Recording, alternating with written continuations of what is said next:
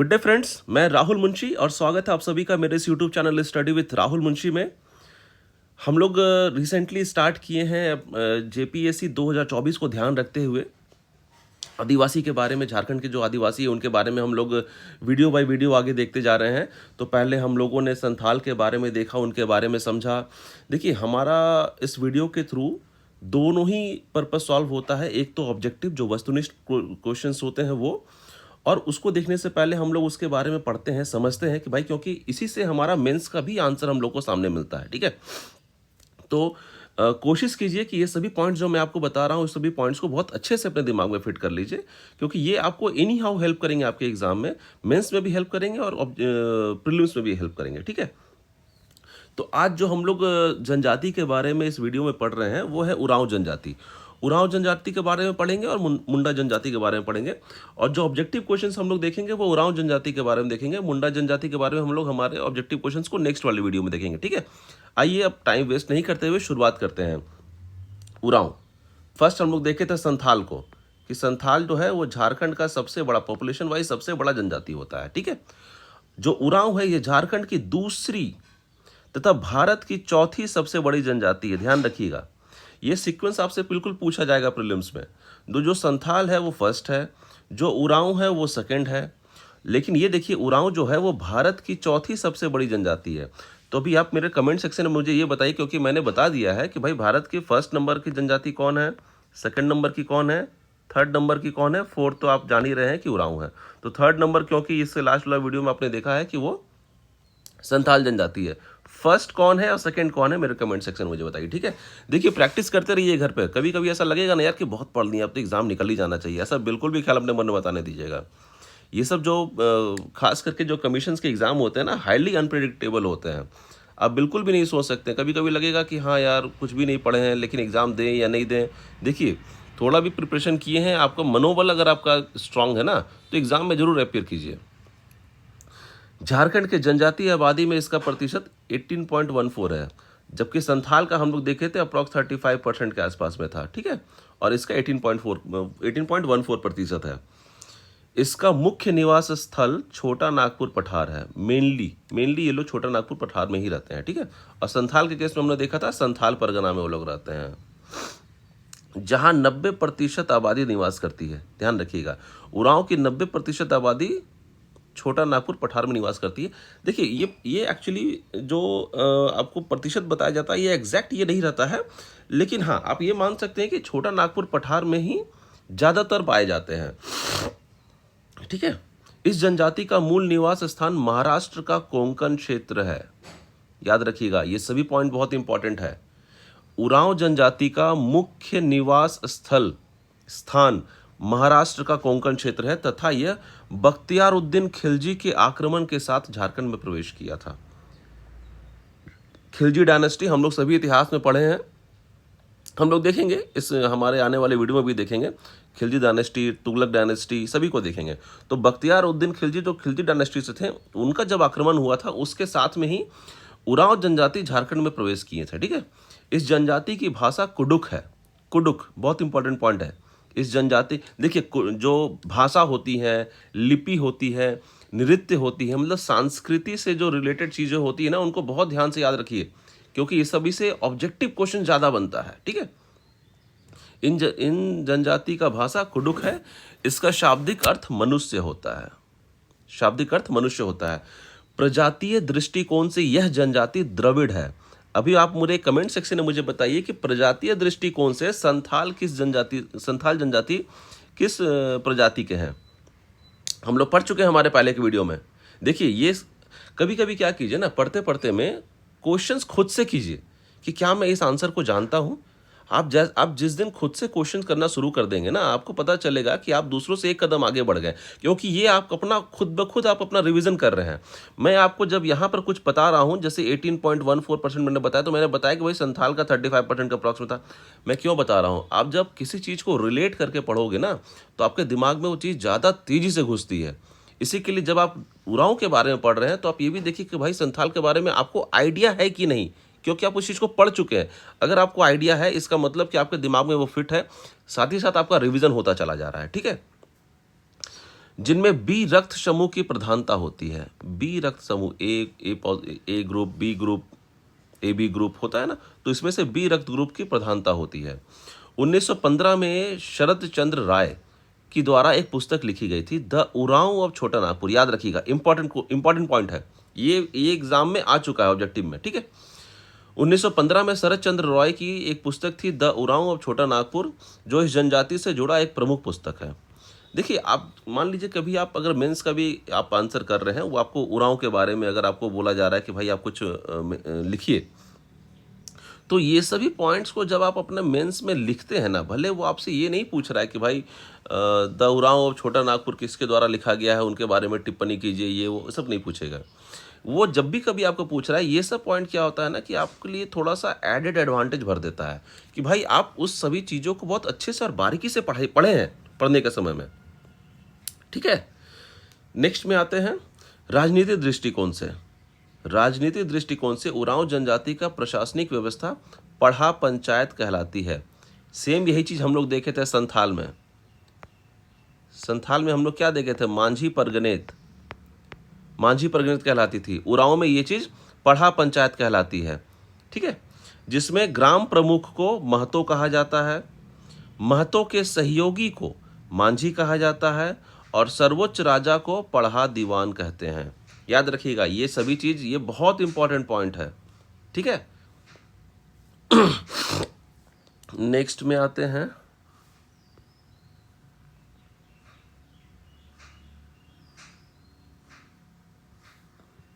ठीक है, सामाजिक दृष्टिकोण से उरांव जनजाति में 14 गोत्र होते हैं, जिन्हें किली कहा जाता है। देखिए, ये आपके लिए हो सकता है कि भले ही उतना इंपॉर्टेंट मैटर नहीं कर रहा हो, लेकिन ये बहुत इंपॉर्टेंट मैटर करता है।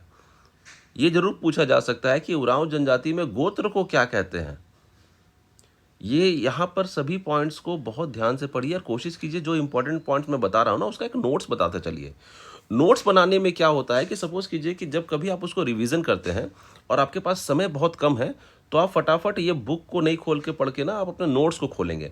नोट्स में आप वही चीज़ लिख रहे हैं जो इंपॉर्टेंट पॉइंट है, तो आप वहाँ पर जैसे उसको लिखिएगा, आपको रिवीजन करने का समय बहुत कम, वहाँ पर आपको कम समय में सारा का सारा चीज़ रिवीजन हो जाएगा, ठीक है। गोदना प्रथा का विशिष्ट महत्व है। सॉरी, गोदना प्रथा का विशिष्ट महत्व है। देखिए, गोदना एक ऐसा चीज़ है ना, जो आप देखेंगे कि लगभग सारे जनजाति में आपको देखने को मिलेगा। अभी ये ठीक है, अभी इसका थोड़ा सा इसका फॉर्म चेंज हो गया है, नॉमेनक्लेचर चेंज हो गया है, टैटू के फॉर्म में आ गया है, लेकिन ये है तो चीज़ काफ़ी पुरानी, ठीक है। बंदर का मांस खाना वर्जित है।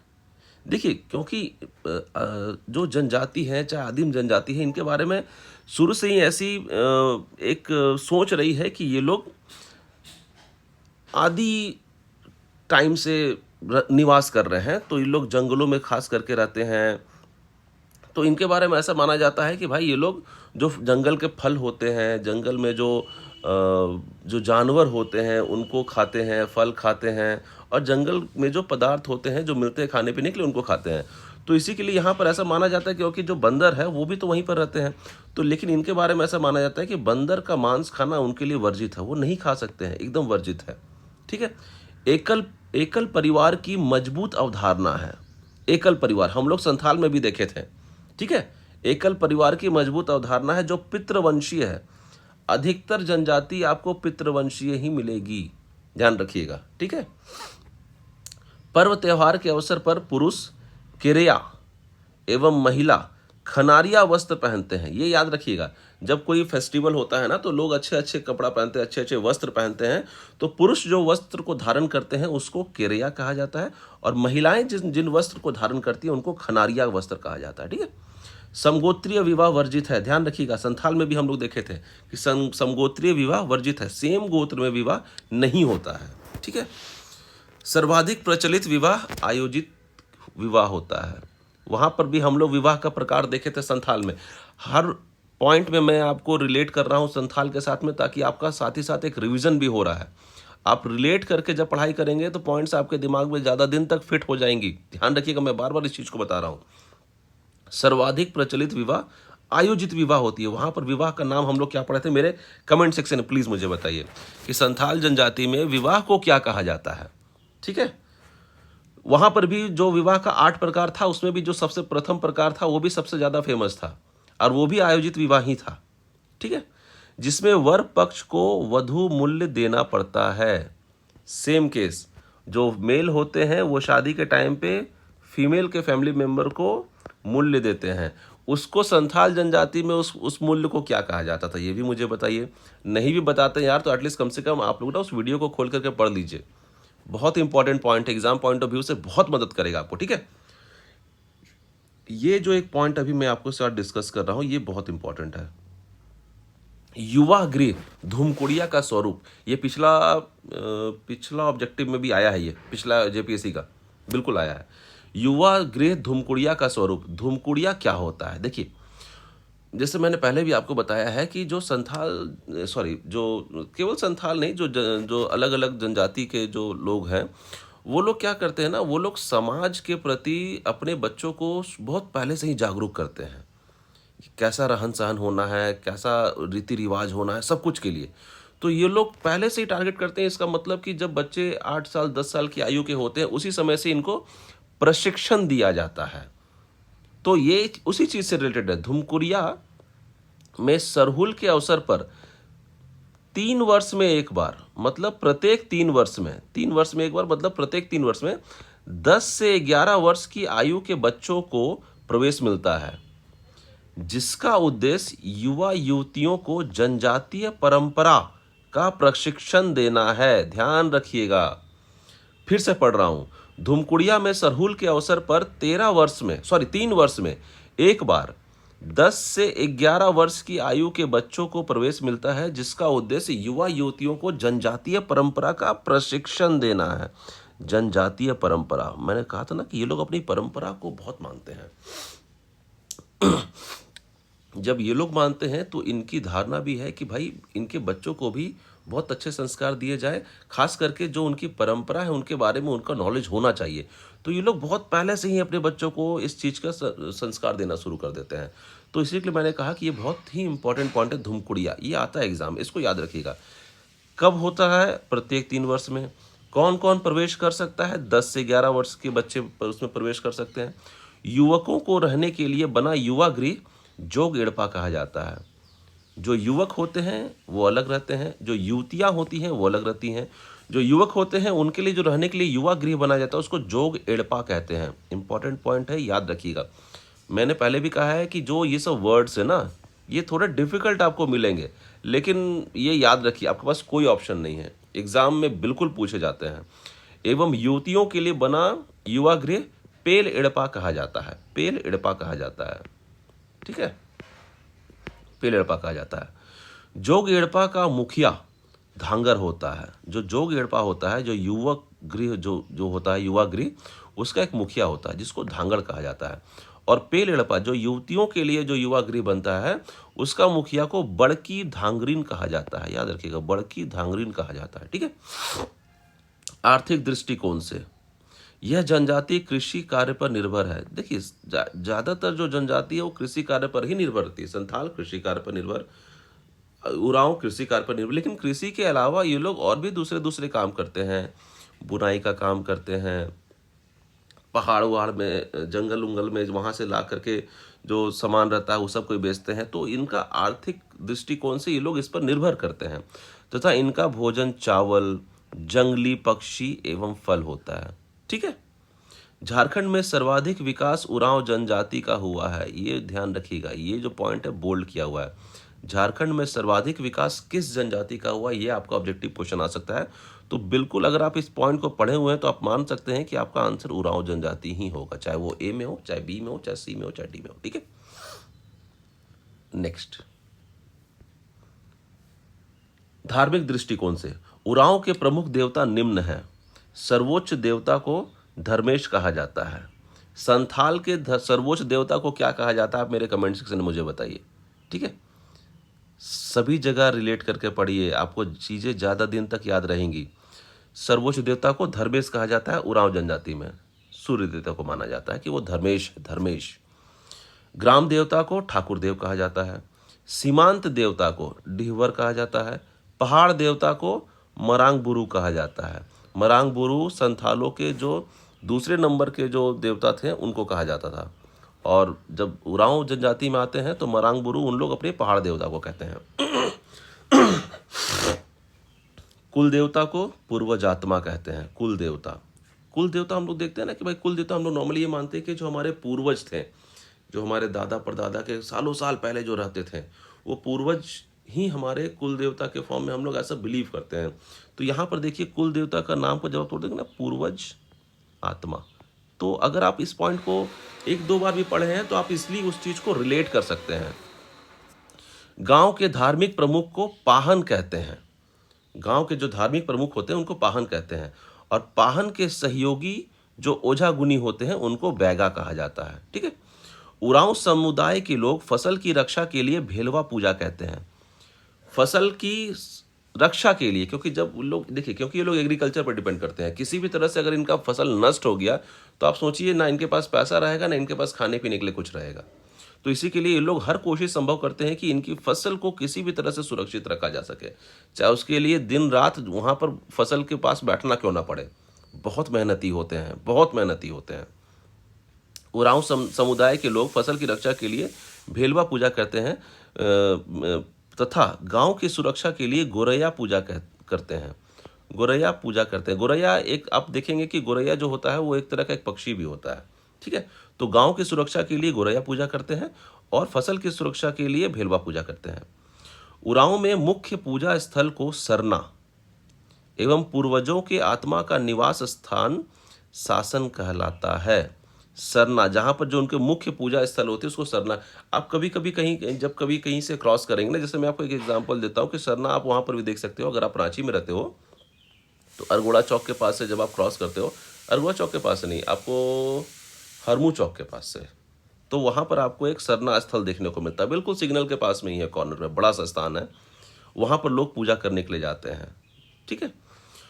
उरांव तंत्र मंत्र विद्या में विश्वास करते हैं। ज़्यादातर जो जनजाति होते हैं वो तंत्र मंत्र विद्या पर विश्वास करते हैं। कुछ एक पॉइंट आपको ऐसा मिलेगा ना जो सभी के लिए कॉमन होता है। उन पॉइंट्स को तो बहुत अच्छे से याद रखिएगा कि भाई ये आप सभी जगह में खास करके इसको आप लिख सकते हैं अगर आप अपना मेंस का एग्जाम को लिख रहे हैं तो।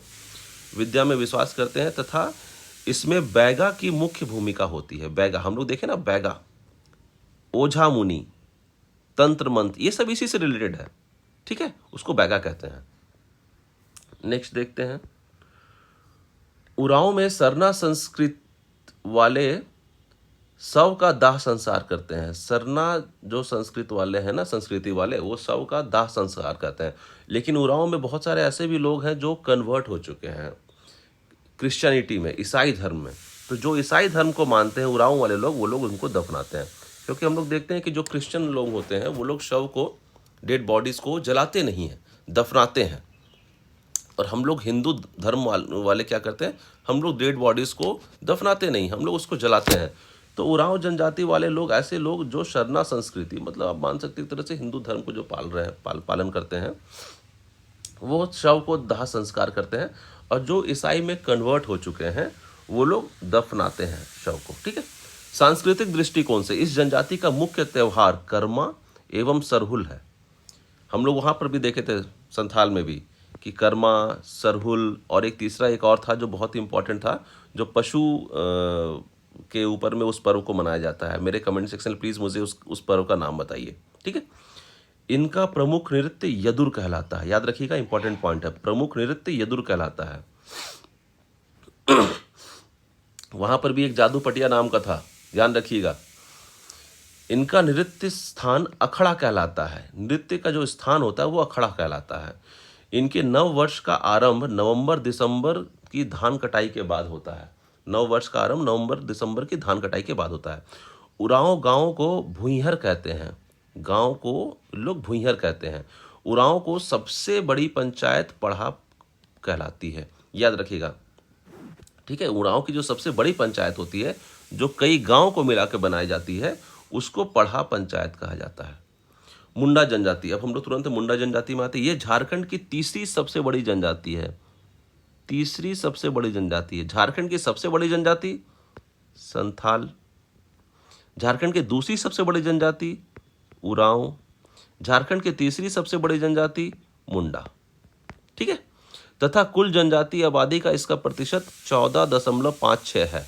उसका हम लोग देखे थे 18.14, उसके पहले हम लोग देखे थे संथाल का 35, ये 14.56% है। मुंडा का मूल निवास स्थान तिब्बत बताया जाता है। मूल निवास स्थान तिब्बत बताया जाता है। उनका उरांव का क्या था, वो लोग कोंगन बताया गया था। तथा इनका फैलाव संपूर्ण झारखंड में है। मुंडा एक ऐसी जनजाति है जो केवल झारखंड में ही निवास करती है। झारखंड में इसका मुख्य संकेंद्रण रांची, गुमला, सिमडेगा, पश्चिम सिंहभूम एवं सरायकेला खरसावां है। मुंडा जनजाति प्रोटो एस्ट्रोलॉयड प्रजाति से संबंधित है। ध्यान दीजिएगा, संथाल भी प्रोटो एस्ट्रोलॉयड से ही थे और उरांव द्रविड़ से हो गए थे। और ये जो मुंडा जनजाति है ये फिर प्रोटो एस्ट्रोलॉयड प्रजाति थे। आपको प्रोटो एस्ट्रोलॉयड प्रजाति से सबसे ज़्यादा आपको देखने को मिलेगा, जिसे कोलेरियन समूह में रखा जाता है। कोलेरियन समूह में रखा जाता है। इंपॉर्टेंट पॉइंट है, सब एग्जाम में बिल्कुल पूछा जा सकता है। बहुत ध्यान से पढ़िए और अपना दिमाग में फिट करके रख लीजिए। मुंडा जनजाति को कोल भी कहा जाता है, ध्यान रखिएगा।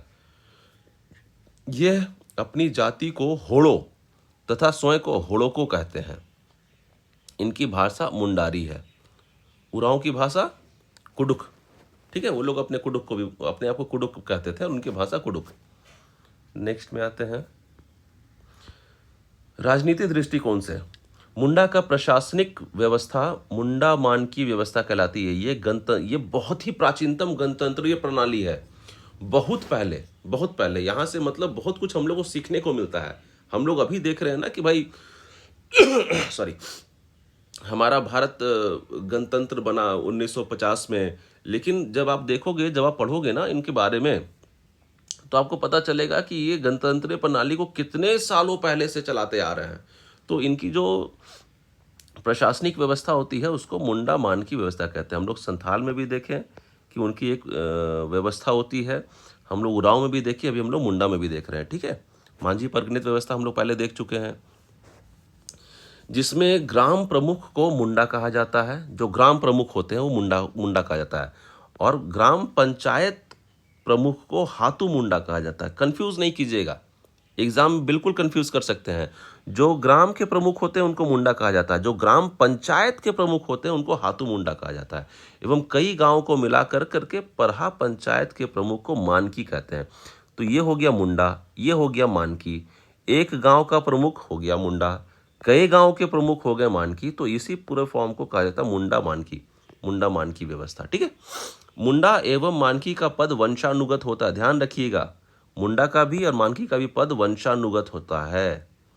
मुंडाओं ने ही सर्वप्रथम राज गठन की प्रक्रिया आरंभ की थी। मैंने अभी आपको कहा था कि इसमें ये जो है ना मुंडा मानकी, ये सब से आपको बहुत कुछ सीखने को मिलेगा। आप देखिए, मुंडाओं ने ही सर्वप्रथम राज गठन की प्रक्रिया आरंभ की थी तथा इसका प्रथम प्रशासनिक केंद्र उसका नाम था सुतियाम्बे। जो प्रशासनिक केंद्र था उसका नाम था सुतियाम्बे में स्थापित हुआ था। याद रखिएगा, इंपॉर्टेंट पॉइंट है। सामाजिक दृष्टिकोण से मुंडा जनजाति 13 उपशाखा में बटी हैं, जिसमें रिजले के अनुसार 340 गोत्र हैं। हम लोग अभी भी देखे थे कि भाई उरांव जनजाति में टोटल कितने गोत्र हैं बताइए, और उस गोत्र को क्या कहते हैं। तो यहाँ पर हम लोग देख रहे हैं कि जो मुंडा जनजाति है उसमें टोटल 340 गोत्र है। यह जनजाति महली, मुंडा एवं कपाट मुंडा नामक शाखा में विभक्त है। एकल परिवार की अवधारणा है सेम, जो पितृस्तात्मक एवं पितृवंशीय होता है। इस जनजाति में गोत्र को किली कहते हैं। लीजिए, आपका आंसर यहीं पे मिल गया। उसमें उरांव में भी यही था, इसमें भी यही है, ठीक है। समगोत्रीय विवाह वर्जित है, ध्यान रखिएगा। फिर मैं रिपीट कर रहा हूँ, समगोत्रीय ज्यादातर जनजाति में आपको ये देखने को मिलेगा कि जो सेम गोत्र के लोग होते हैं वो आपस में विवाह नहीं करते हैं। समगोत्रीय विवाह वर्जित है। पुरुषों द्वारा धारण किए गए वस्त्र को करेया कहते हैं तथा महिला वस्त्र को कोरेया कहते हैं। मुंडाओं के युवा गृह को गीति ओड़ा कहते हैं। मुंडा गृह, युवा गृह, अभी हम लोग देखे थे ना उरांव में, उरांव का युवा गृह को क्या कहते हैं? थोड़ा सा दिमाग लगाइए, आपको पता चल जाएगा, ठीक है। बहुत इंपॉर्टेंट पॉइंट है। तो मुंडाओं के युवा गृह को गीति ओड़ा कहते हैं, ठीक है। दुमकुड़िया किसको कहते हैं? जबकि वंशकुल खूंट कहलाता है। वंशकुल खूंट कहलाता है। मुंडा में विवाह को अरंडी कहते हैं तथा सर्वाधिक प्रचलित विवाह आयोजित विवाह होती है, बापला। याद है बापला, कीरिंग बापला। विवाह के अन्य रूप निम्न हैं: राजी खुशी विवाह, हरण विवाह, सेवा विवाह, हट विवाह। सगाई विधवा विवाह को कहते हैं। सगाई जो होता है वो विधवा अगर कोई विवाह कर रही है तो उसको सगाई कहते हैं। जबकि तलाक को साकमचारी कहा जाता है। ठीक है, तलाक हो रहा है तो साकमचारी कहा जाता है। यदि स्त्री तलाक देती है तो उसे वधु मूल्य लौटाना पड़ता है। हम लोग देख चुके हैं वधु मूल्य, जो संथाल में जब देखा जाए तो उसको पौन कहते हैं। वो विवाह के समय में जो वधु जो होते हैं, वधु परिवार होते हैं, उनको मूल्य दिया जाता है। तो अगर वो स्त्री तलाक दे रही है तो उसको वो पैसा को लौटाना पड़ता है, जिसे गोनोंग टका कहा जाता है। देखिए अलग अलग समाज में अलग अलग नाम है, कहीं पौन कहते हैं तो कहीं गोनोंग टका कहते हैं। मुंडा समाज में कर्ण छेदन संस्कार को तुकुई लुतुर कहते हैं। कर्ण छेदन संस्कार को तुकुई लुतुर कहते हैं। मुंडा जनजाति की प्रसिद्ध लोक कथा सोसो बोंगा है। याद रखिएगा, ये लोक कथा जो है ना, ये बहुत इंपॉर्टेंट पॉइंट रखता है। ये सब सोसो बोंगा कहते हैं। धार्मिक दृष्टिकोण से मुंडा जनजाति के सर्वोच्च देवता सिंगबोंगा, मुंडा जनजाति के सर्वोच्च देवता को सिंगबोंगा कहते हैं, उरांव में भी।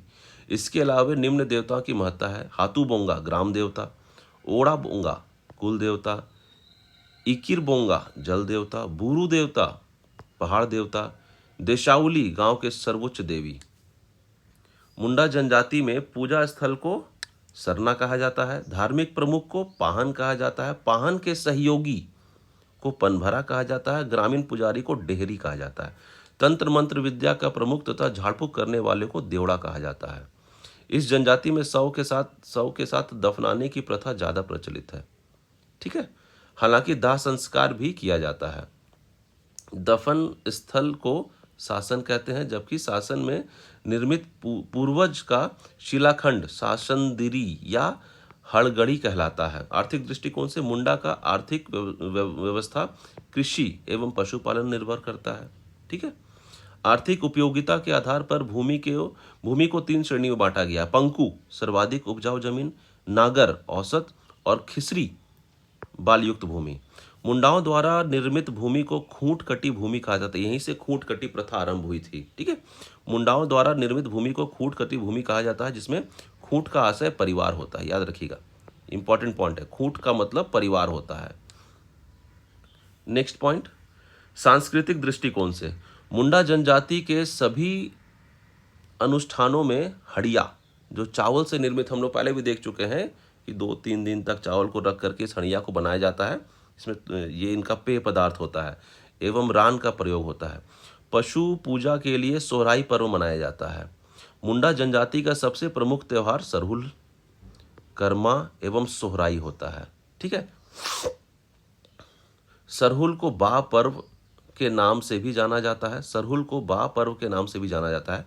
यह जनजाति के द्वारा मनाया जाने वाला बतौली पर्व को छोटा सरहुल तथा रोआ पूना को धान बुनी पर्व भी कहा जाता है। धान बुनी पर्व भी कहा जाता है। अब हम लोग ऑब्जेक्टिव क्वेश्चंस को देखते हैं। इस वीडियो में हम लोग उरांव जनजाति का जो ऑब्जेक्टिव क्वेश्चंस है उनको देख रहे हैं। आने वाले वीडियो में हम लोग हमारे मुंडा जनजाति से जो भी हम लोग पढ़े हैं उसका ऑब्जेक्टिव क्वेश्चंस को देखेंगे। ठीक है, तो थोड़ा सा स्पीडली चलते हैं। जनसंख्या की दृष्टि से झारखंड की दूसरी प्रमुख जनजाति कौन सी है? याद रखिएगा, उरांव है। अभी आपको ज़्यादातर आंसर इसमें उरांव से ही रिलेटेड मिलेगा, क्योंकि अभी हम लोग उरांव के बारे में पढ़े हैं। मैं फिर रिपीट कर रहा हूँ, क्योंकि हम लोग उरांव के बारे में पढ़े तो आप इसको इजीली याद कर सकते हो, आप इसको इजीली मार्क कर सकते हो कि हाँ भाई इसका आंसर ये होगा, इसका आंसर ये होगा। लेकिन आप जब उरांव के बारे में नहीं पढ़े रहेंगे, कुछ दिन के बाद आप इसको रिविजन करेंगे तो आपको आंसर उतना ईजिली याद नहीं आएगा। इसलिए रिविजन जरूर कीजिए ताकि आपको एग्जाम हॉल में वो याद आए। भाषा एवं प्रजाति के दृष्टि से उरांव किस वर्ग समूह में आते हैं? बताइए, अभी हम लोग पढ़े हैं।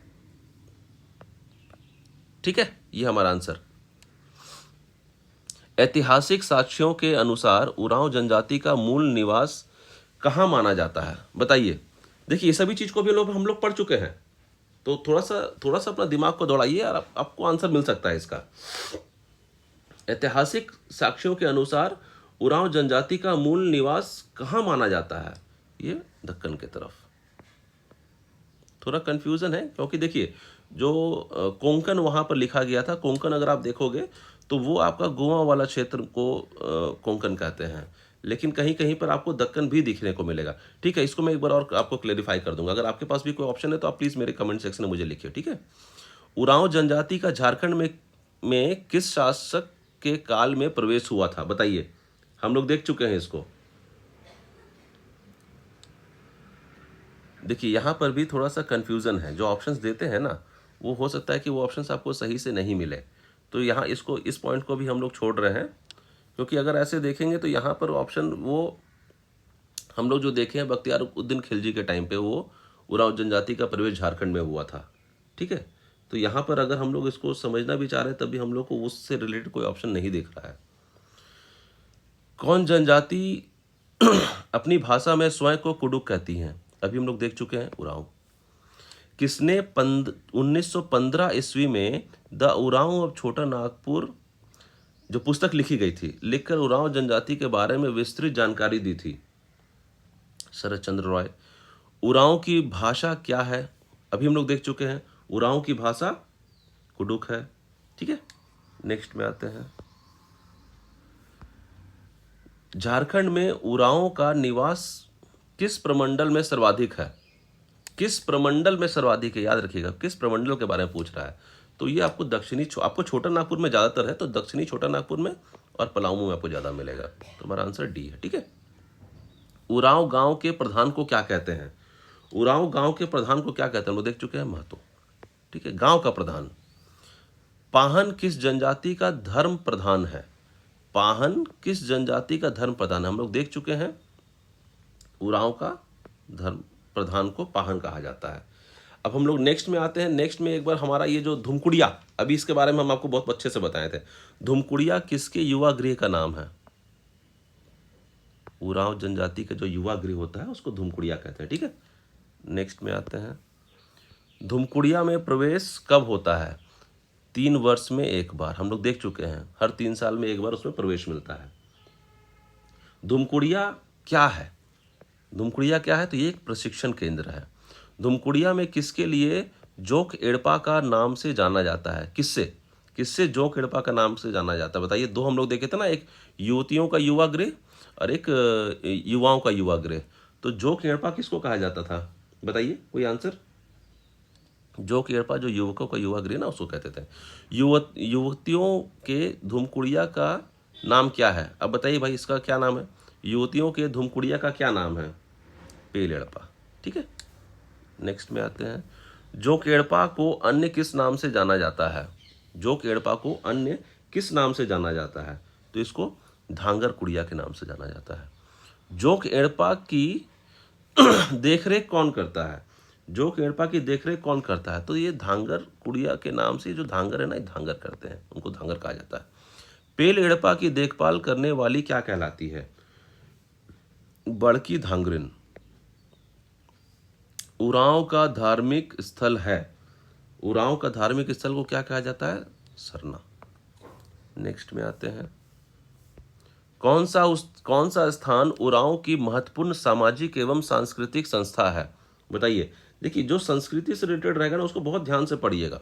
हम लोग पढ़ चुके हैं सभी पॉइंट को। उसको अखड़ा कहा जाता है। उरांव का मुख्य पूजा स्थल किस नाम से जाना जाता है? मुख्य पूजा स्थल किस नाम से जाना जाता है? सरना के नाम से जाना जाता है। उरांव में अस्थि विसर्जन समारोह को क्या कहते हैं? अस्थि विसर्जन जो समारोह होता है उसको हाड़ बोड़ा कहते हैं। उरांव में विवाह का सबसे प्रचलित रूप कौन सा है? बहुत कॉमन सा क्वेश्चन है, हम लोग सभी जनजाति में देख रहे हैं इस चीज को। इसको आयोजित विवाह कहते हैं। ठीक है, नेक्स्ट में आते हैं। धर्मेश किसके मुख्य देवता हैं? उरांव के मुख्य देवता को धर्मेश कहा जाता है। ठीक है, त्योहार में करया वस्त्र का प्रयोग किस जनजाति के पुरुष करते हैं? उरांव जनजाति के पुरुष करते हैं। त्योहारों के समारोह में युवतियों द्वारा पहना जाने वाला वस्त्र को क्या कहा जाता है? बताइए भाई, हम लोग उसको देखे थे। एक होता था करया, दूसरा होता था खनेरिया। तो जो युवतियों के लिए था वो खनेरिया होता है। ठीक है,